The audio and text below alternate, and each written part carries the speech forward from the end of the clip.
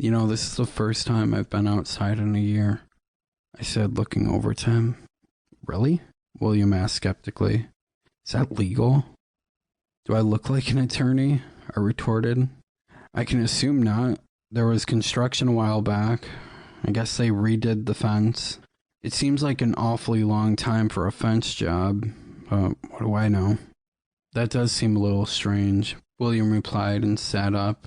Then I followed. Well, if that's true, we had better enjoy ourselves while we can then, right?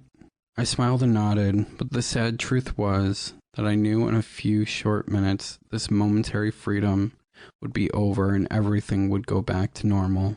I learned to accept that every good thing in this place is temporary. I looked to my left over at Sally, who was over with a few others in the courtyard. Sure, they may seem happy now, talking and laughing about something, but as soon as they walked back through those metal doors, the crazy would turn back on. Most of us here didn't seem that crazy. I mean, Sally was a prostitute, but that didn't make her crazy. Charles heard voices, but he was medicated. He wouldn't hurt anyone now. William did kill his family, but it was in self-defense, right? And then there was me. What are you thinking about? William nudged me. I took a few seconds to answer. Nothing. I just didn't want to talk anymore.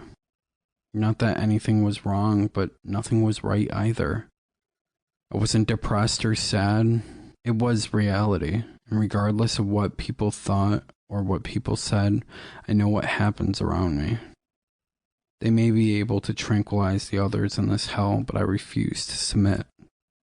You can tell me, he replied, still practically staring at the sun. I wouldn't, I know, I interrupted. I wanted so badly to suggest that William and I just run away. I guess that's what happens when you think about something wonderful. You can dream and wish and want, but in the end, there's something to overcome. In my case, Shriekville. I heard a loud whistle blow.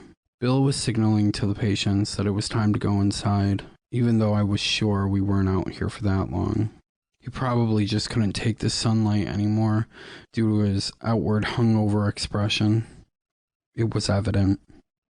He stood cross-armed, looking for an excuse to yell at anyone who got too close, shifting his hand to his guard stick when someone crossed the threshold. A year without, then 20, no, maybe 30 minutes with the sun and grass, and then to have it taken away with a high-pitched vibration. It may have been criminal, sure, but nobody knew. And if people on the outside knew, then nobody cared. As long as the psychopaths stayed behind the wall, everyone else was safe. That was the state of things.